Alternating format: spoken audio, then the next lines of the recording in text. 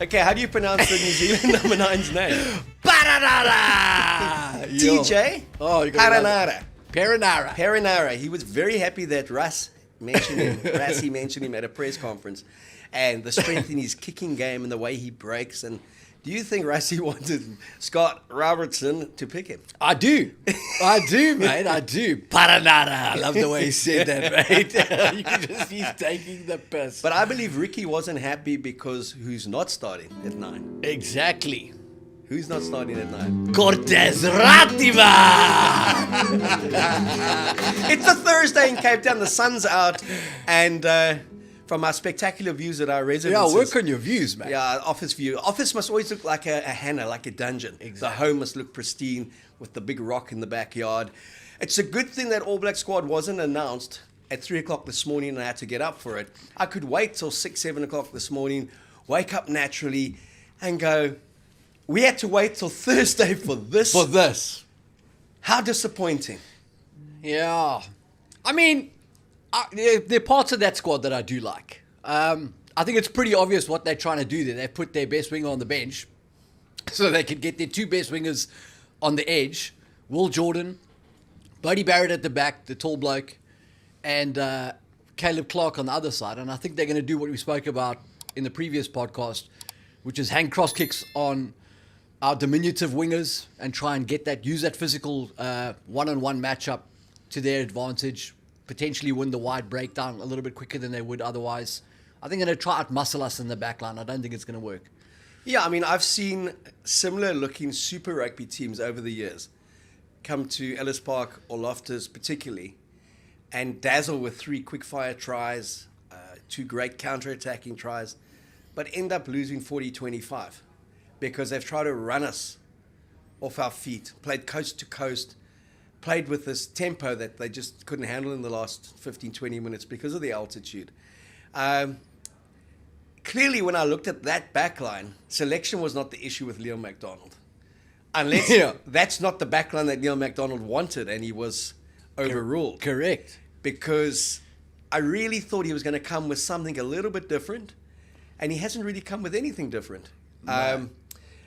Billy Proctor, David Havili, we spoke about them. They've been in the extended squad. Rico Ione and Geordie Barrett are not going to trouble us as a midfield. Rico Ione's not going to trouble this Bok defence. Well, is he going to be able to pick himself up, mate? Because he's already won Super Rugby Pacific, and that's the pinnacle of the game. That's true. I mean, like, the guy must lack for motivation because he said, who wants to win the World Cup when you are a Super Rugby champion? Yeah. Playing against Australia and fellow New Zealand sides. That's big stuff, mate. So that could also tell you about the psychology, eh?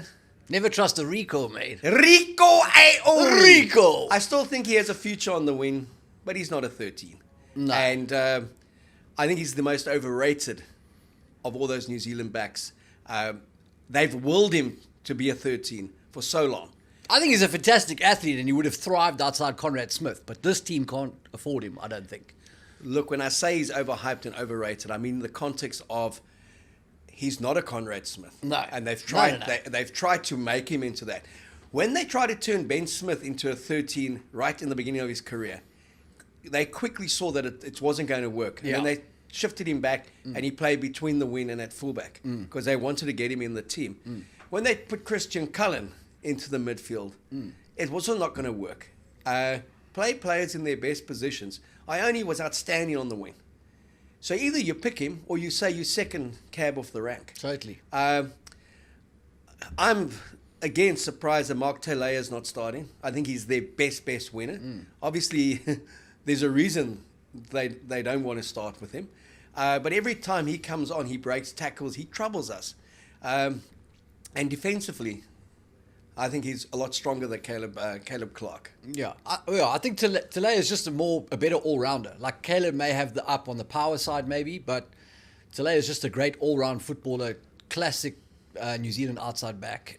So interesting choices there. Like I say, I think they're going to try and use that physical advantage to their advantage. And I think it is dicey because if those kicks don't land, if KLA and Cheslin get a sniff of those kicks and Fussy and they link up, you could have what looks like a promising attack turn into a transition try real quick. Well, I think what's changed, and that's pre the Tony Brown factor, it's only just got a bit more rounded to it, And the lads on the breakdown alluded to that, especially Mills, where he said they're as potent as us in the backs now. They've been the Springboks. Gone are the days where we've got to counter and combat their physicality, and we'll win it on counter-attack rugby, we'll win it with moments of brilliance. We have got as good a backs as they have got now in terms of being able to turn an opportunity from 90 metres into a glorious try. Spot on. And if you go back to the World Cup final, 12-11, Will Jordan, who had razzled and dazzled in the 44-6 win against Argentina, had very little limited space, was put down very easily and seemed a lot flustered when against an aggressive defence. And he's played the box on a few occasions where he's looked flustered because of the aggressive nature of the defence. Look, incredible finisher. The argument there also from a lot of the Kiwis is when you're scoring 33 tries in 33 tests, keep him on the wing for now before he goes to fullback. But I think they spoiled for choice, and we alluded to this, we didn't allude to it, we said it a couple of days ago. They spoiled for choice in certain positions, and they're trying to accommodate them all. And sometimes you've got to make a call. You start and you're on the bench. And I think that's what the Boks have got right. Fortunately, our key strength is up front, and I think that's where the potential pitfall is for the Boks with this selection, is that if they try to take us on coast to coast and Damian McKenzie is starting to drop cross kicks and the game starts to get loose, they're dangling a bit of bait there for Fussy and the rest of the back three to take, because if we get engaged in that kind of Saturday touch vibes, it does take the game away from our forwards, which is exactly what the All Blacks would love us to do. But like you said, they should have gone a 6-2 the other way, 6 backs and 2 forwards. Yeah. One hooker, one prop. Yeah, exactly. And played 2 backlines against us. Yeah. And really get the rest of their pack fired up and grilled. I just like their bench is also really bred. Like, I don't understand. Just for Rico's a guy who could potentially fill a couple of positions there. If you had him on the bench with the scrum half, you could have 6 forwards on that bench. And the All Blacks need some forwards. That's the way I would be thinking about it. Yeah, So you look at that bench and it really doesn't. There's nothing happening there. I mean, Jan Hooker has been vulnerable. Veteran prop who's never really quite cracked it. Jan Locke in his first season. Anton Leonard-Brown, who's playing 12, playing 13. Why is he on the bench? Been around forever. To me, you either start him or he doesn't play. You don't play him. And then you look at the forwards. We knew Sam Cane would come in. Blackadder, Ardie, they'll be tough. But then what comes off the bench is not great. No. Well, I mean, Finau is a decent player, and I quite like the workman-like composition of that back row, but they're playing behind that tight 5 that we don't expect to control the set piece. So. And what do you make of their front row replacements in terms of Fletcher Newell did well the last time? Yeah, he's decent. The Hurricanes hooker guy, Amur, we've spoken about him before. Great skill set, but not really the sort of rugged, direct brute that you want. Yeah, in the and test I mean, arena. Would you trust him with a dart in the last 50 minutes of a game? Probably not, mate. No. Eh? No. Honestly, I mean, look how he imploded against Argentina as well. Just couldn't find his markers in those lineouts. So, Eben back for us. Well, apparently is. Starting on the bench, no Marco van Staden. Were you surprised that Marco was on and dropped out? So I've been a little bit surprised that Marco's been the guy that's been there as much as he has. So for me, that makes sense. I think Ulrich Lowe with Jasper Wiese coming in for his first test of the season and a lock is a much better balance than having these 2 fetchers like we've done for a while. So I'm a big fan of that. I think it's a good call. Interesting that Eben is on the bench and not starting. I don't know whether maybe they're going to try and get through this game without playing him. I don't know what his fitness issue is or the severity of it. So that was an interesting call for me. But very glad he's back, and for me, that's a game changer. But you talk about Marco van Staden, Bongi. No one's really been speaking about it, but tactical substitution. There was thought that he may have a hip flexor or some form of injury. Malcolm Marx has struggled with injury. Marco van Staden then does give you that third option as a converted hooker, but Dion Fourie-like. If one of them went down early in the game, you still have that option. We don't need him, mate. We've got Cheslin. That's true, eh? So why do we need Eben if we've got Cheslin? Precisely, Yeah? mate. All mind games. Yeah? Baranara. So, eh? Watch out for Willie LaRue starting, eh? Exactly. Wedding was cancelled, I'm back. It's off. Poor Fussie's trying to get out of his room. Someone lock me in. It's Billy. They don't call me Straton for nothing. Last Fussy, I'll take it. It reminds me of the late Chester when he played at, we played the Barbarians in that incredible game, 41-31. That star-studded Barbarian side in Cardiff. We were down, I was with the Boks at the time, we were down 31-12. And we were trying to play their rugby. I mean, they had a backline of, Peugeot was 9, Carlos Spencer was 10, I think had Brian O'Driscoll in the centres, Chris Latham. A lot of conservative guys. Yeah, Chris Latham, Christian Cullen, and I think one English winner who was quite fast. Could have been Josh Lucy or something like that. Okay. And they were just destroying us, scoring tries from everywhere. Half time, Harry Verleun and Marquis were still there, just said, listen here, that ball doesn't go past 10. We don't care if it's a Barbarians game. So we got it to 38-31 with 2 minutes to play, and we got a penalty. And Bronfen started and kicked for fouls, which was disgusting according to everyone, because we knew where the referee was going with this game. Yeah. The romantic 38-all draw. Yeah. And we won it 41-31. I don't know why I'm telling you that story. We're talking about Chester. I mean, not Chester, Chester. So Chester knows that he's on the outer with Harry. Yeah. He's not going to play again. Yeah. Harry's had the chat with him in the week. But ceremonially, Harry puts him on the bench, okay? Yeah. One of our winners goes down before Harry can put the other bloke on. Chester's already over the board and played. Beautiful. And played particularly well as well. So at least he got the send-off that he wanted in Cardiff in front of a packed house in a Bok win as well. Imagine.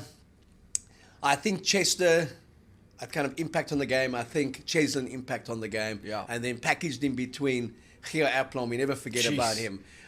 Just at the wrong time in his career. Timing. I always think of some of the wonderful breaks that he made, and obviously when Bucky's knocked him out at Newlands with the most ferocious clean out that would have got Bucky's about 12 years. Slightly over the top. The amazing thing was that there was no HIA. He got up and he played on. Yeah, So I remember. tough What as a they player. come, eh? What Keo a Zels. player, though, mate. Yeah, no, he could play. So we've been very blessed. And then a Kirkley Orense arrives. And he's just been outstanding. Lethal. So that contest between the two back threes is going to be really cool tomorrow, where they may have the edge in terms of experience. Obviously, Bodie Barrett. And it would have been perfectly matched up if Willie was there. But with Fussy being there as the inexperienced player, but those winners, just to get them to go at each other. And both sides have got the inside backs to create that. Because you want to see, in the old days, you wanted to see Skalkberger run at Jerry Collins all day and vice versa. Yeah. You want to see those winners one-on-one run at each other. Because the contest in the air is going to be epic, man. And we may have smaller winners, but how often do they get beaten in the kick and chase? 100%. Very few times. 100%. I mean, Kirkley Orense and Cheslin tend to win back the ball more often than not. And that is, I think that's... They're great in the air. I think So Russie's wanting them to kick, not deep, but to kick straight up on us. Tacticals, yeah. And, I looked at their side this morning. I sent you a lovely message to say, morning, matey. Morning, mate. And no doubt about it, Box by 10. I'm being conservative. When I saw that 23, no fear in it for me. And been a little bit disappointed with the selections of the flamboyant liberal Scott Robertson. I think Fozzie's selections under Joe Smith were a little bit more flamboyant. Yeah, I mean, who would we have changed there? So we've mentioned Talea, but they don't really have a bunch of options at this point in time. I mean, if Richie Moanga was floating around, we'd have him in the squad. I would have gone Bowden Barrett at 10. I would have started with Ratima. I would have gone at 12, Havili, experience. 13, I would have gone Billy Proctor. I would have gone with Will Jordan at fullback and Mark Talea and Caleb Clark on the winners. Billy Proctor against Muzzletech, mate. He'd be licking his fingers. No, mate. Licking his fingers, It's the unknown mate. factor. So send that team out at Ellis Park and say, Billy Proctor, Ratamez, if you can do it there, you can do it anywhere. I've heard that song before. Mate. New York. I think that's what Nick said to Ghafi and Dave van Husselen, mate. We never saw them again. So. No, he didn't say it. Because he never prepped them. He just threw them. What are we doing today? You playing the All Blacks? Yeah, the public want you. I'll show them why I don't. Boom. Good luck. Yeah. Now, no one asked me to ever pick those guys at 9 and 10 again. Goodbye. It's when Nick did make the odd selection and it obviously didn't work out. And then the media would ask, what do you think of his performance? What do you guys think? You guys wanted him there. Oh, beautiful. So he kind of put us in our place very quickly there. Nick, mate. I remember a wonderful story when he didn't pick Henny LaRue. And I asked him a question at a press conference saying, Nick, Henny LaRue's been playing great rugby in the Currie Cup. He said, yes, he has.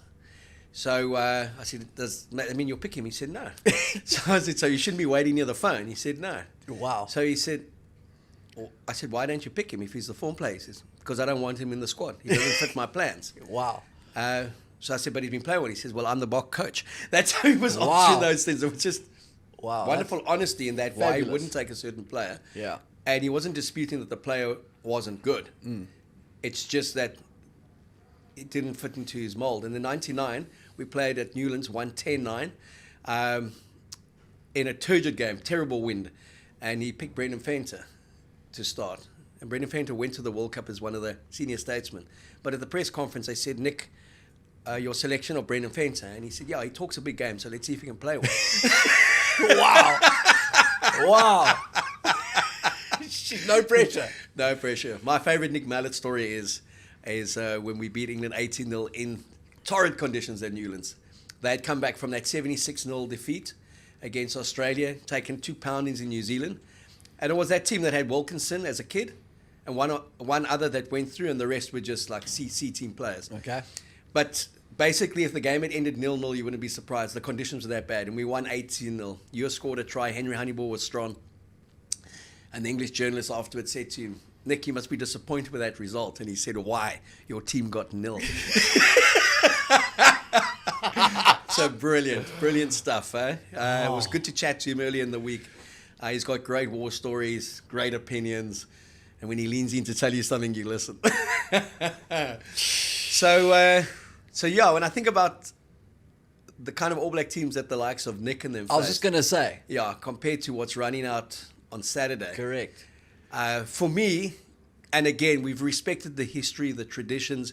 We've respected everything about the occasion at Ellis Park, given they've won 4 out of 8 in professionals and they've won 3 out of the last 4. It's what we said pre-Australia and the Wallabies. This Springbok team at home, that 23, should not be losing to anyone. Not even some of the better All Black sides, some of the better Wallaby sides. Yeah. Yeah. We felt that they should not have lost that second test to Ireland. Definitely not. But they did, because change of mentality. And even then, they came back, fought their way into be leading by 6 points with 3-4 minutes to go. And you thought they'd close the game out, and they didn't. Just poor tactical appreciation of the occasion in terms of it being 78 minutes and giving away those 2 long-range drop goals.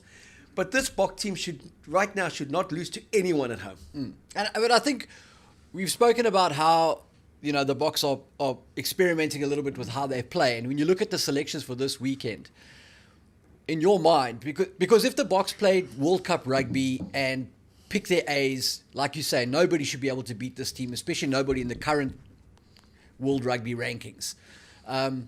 But with the selections they've made and with Tony there and the context of what we're doing, do you expect the Boks to play to those selections? Do you think they're going to unleash Fussy? Do you think Sasha's going to be on the ball with a lot of options? Like, how do you see them playing? I think they're going to play very similarly to how we saw them play in that first test against Ireland and in that first test in Brisbane against Australia. I think we're going to see a little bit more confrontation up front from the forwards, a little bit more direct. But the backs, I think if it's on, they're going to go for it. I don't think you're going to see the traditional type Springbok kicking game. If they're going to kick, it will be from 9 with Reiner.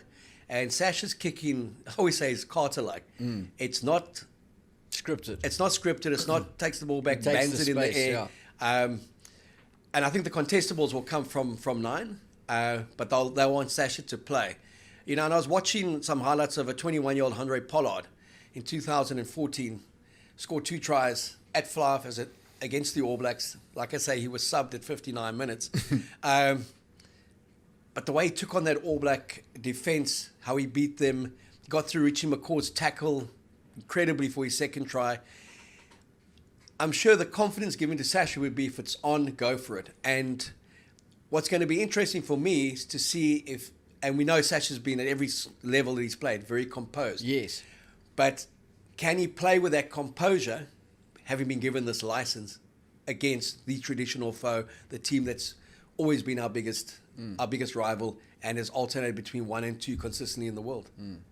So I'm expecting us to be as flamboyant as the All Blacks, but I think we got the better cattle up front. Definitely. Specifically with our pack. Yeah. More insurance in terms of momentum. The guys that can clean up if there are mistakes. Whereas for them, errors could be lethal.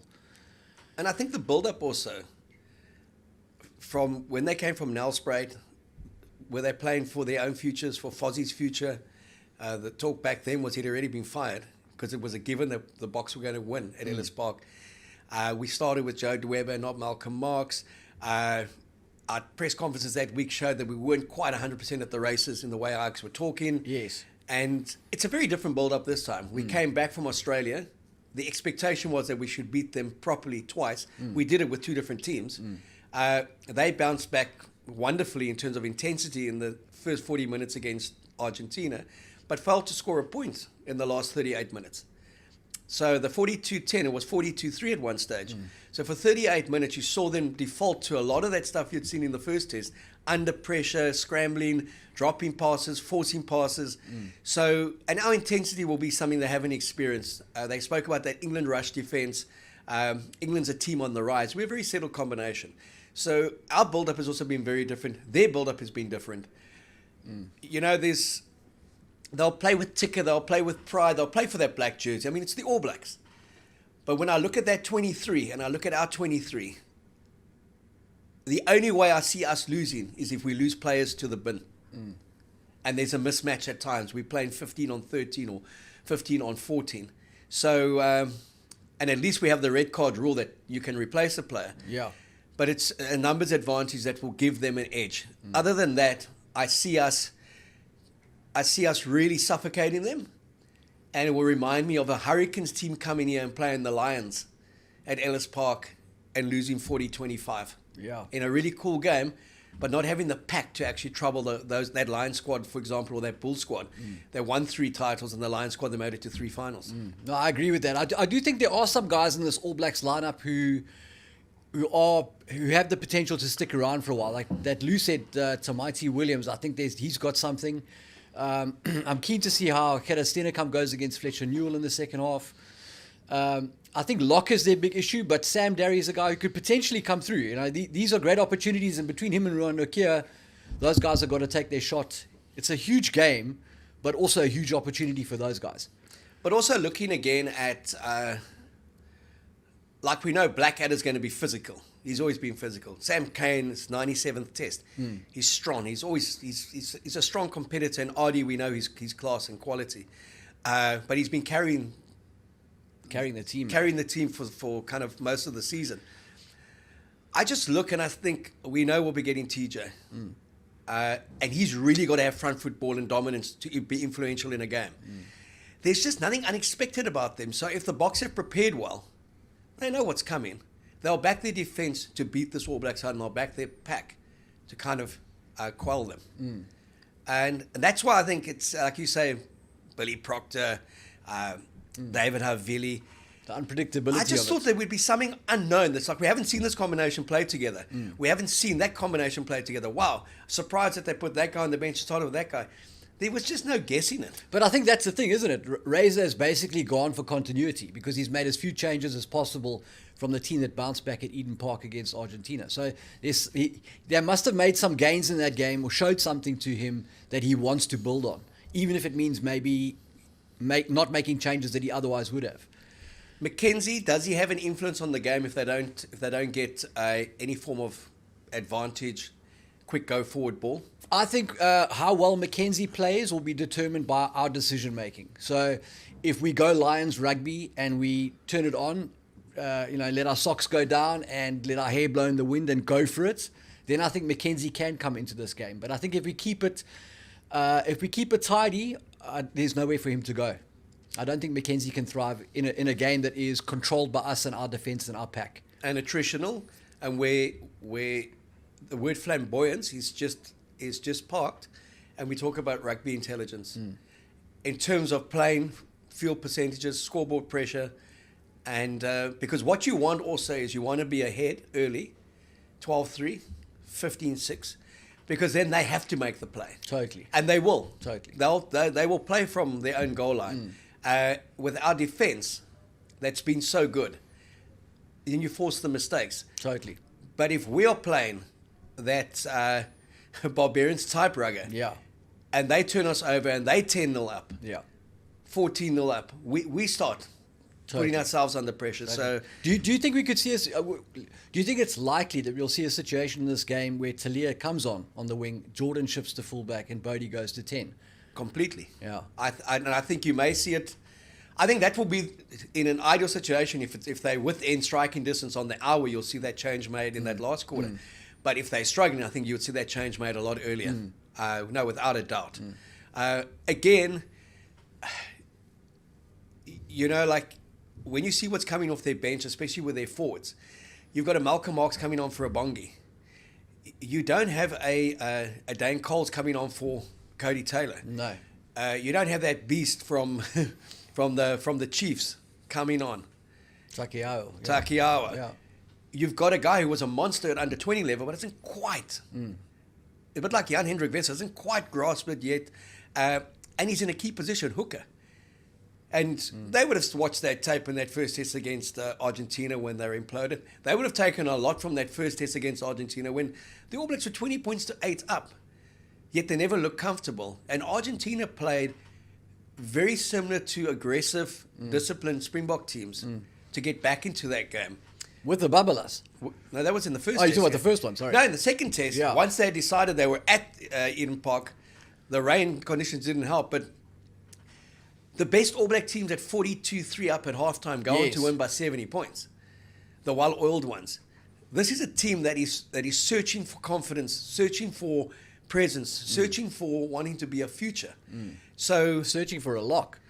Yes, yeah, searching for a lock. I mean, chasing the sun, chasing locks. Exactly. They tend to find two that stick around for 10 years and do particularly well. Yeah. But it is an area of vulnerability, and I keep on going back to looking at the two squads, and I go back to that very strong Bulls side, the Victor Matfield, Bucky's Buerta, Donny Rousseau, Mornay Staines, that just dominated Super Rugby and would consistently knock over the Hurricanes, the Crusaders, at home in a quarterfinal, semi-final. When the Chiefs came, did them by 60 points. I get that feeling when I look at this All Black 23. Great individual players, some wonderful backs.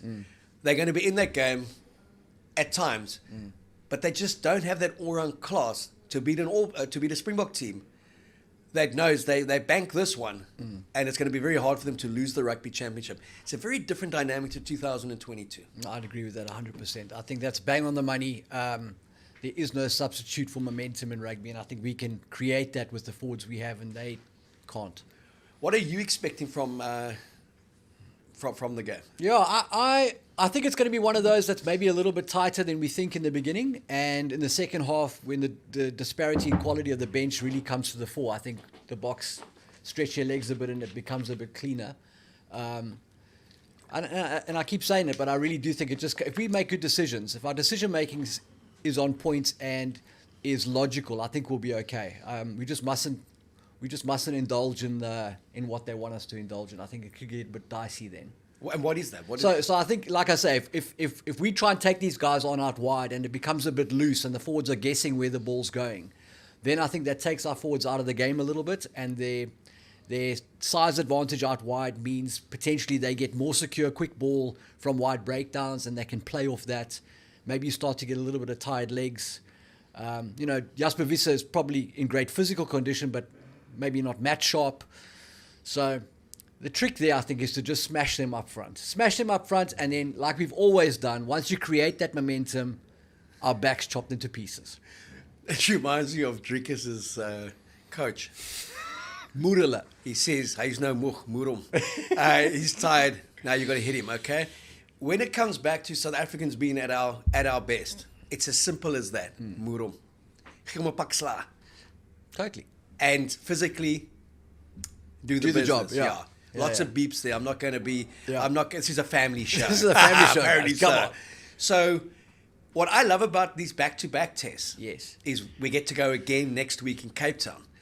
We saw that with Ireland, the big build-up to Loftus. And then there was a lot of mind games in the build-up to Durban. And the Irish came back and basically manhandled us and did to us what we always do to teams. But the quality of that box side was that they came back from 16-6 to lead 24-19 with a few minutes to play. And then they basically blew it more than Ireland won it with 2 wonderful drop goals. But we put them in a position to have those 2 drop goals.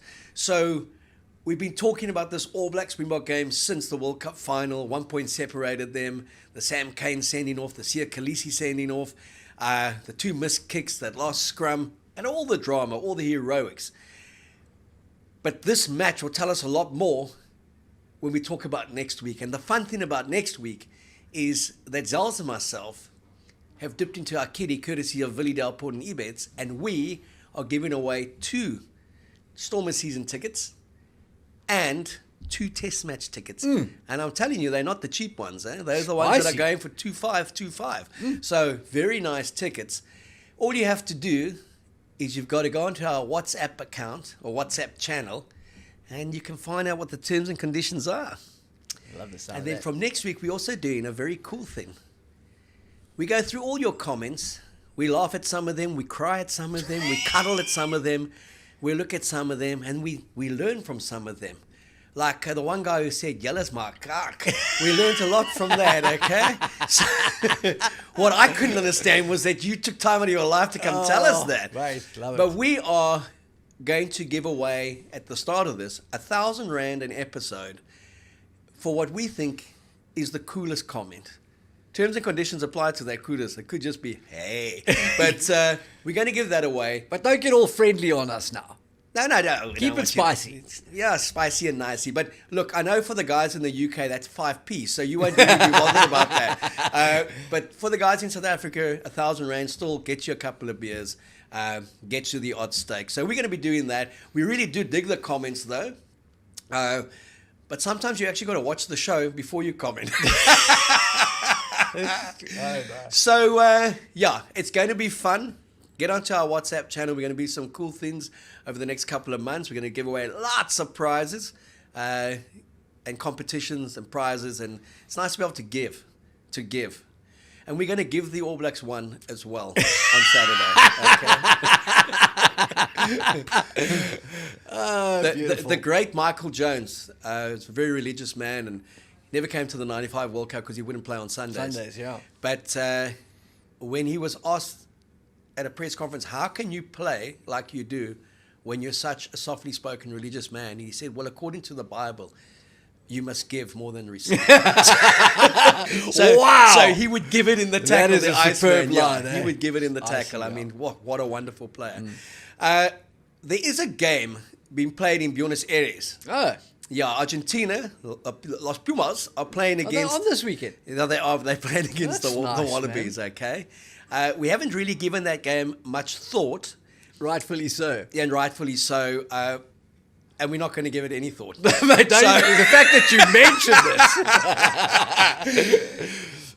But if you want to wager on it, you watch our WhatsApp channel, mate, or go to the Money Man's Facebook page. He will tell you what the good spread is there, and he will tell you how to make money out of these guys. I believe some Australians still believe that they can win. But enough of that. Matey. It's been a pleasure. It's time. It's time for you to put it all on the line and tell us, firstly, who's going to win at Ellis Park on Saturday. It's been a roller coaster for me this week. When Eben was declared out, I must admit I got a little bit nervous about that when I saw the shape of that squad. And then he was declared back in. And then I saw the All Black squad this morning. So I'm back in green. And despite my trusty All Blacks jumper. I'm back in green. I think the Boks are going to win it. I'm not sure I'm as comfortable as everybody else, but I'm saying the Boks to win this by 8. I'm saying the score is 33-25. Now, why are you a bit uncomfortable? Mate, I'm not a little bit uncomfortable. This is not the best Bok team we've seen. You know, we could have Faf de Klerk back in the mix. We could potentially have Urban starting. We're missing 27 locks. We've got a new guy playing fullback. We've got a relative youngster playing fly half. There are some moving parts here that are not what we had at the World Cup. So I hope everybody takes their chances, and I hope they actually keep their starting jobs with their performance. But that still has to be proven. So this is the All Blacks. You can never underestimate the All Blacks, as much as that's a cliche. And I think Razor is a coach who's going to turn them around. It's a matter of when, not if. And so I'm going to show them some respect. I'm going to say the Boks to win this, to win it by 8. The All Blacks score 25 points. All right, so historically, in the professional age, they've played 8 times at Ellis Park. And the Boks averaged 31 points at Ellis Park. And the All Blacks averaged 31 points. And the Boks averaged 30.8. And they both have 4 wins each. So you can round that off at 31 all. So I'm just giving you a little heads up there, a little hint if you want to play a few numbers. Just bear that one in mind, because I may just put a flutter on a 31 all draw for the cash component. But when we talk rugby, there's only one thing to say, and it's this. It's this. Boks by 10 and a comfortable 10. 32-22. Ooh.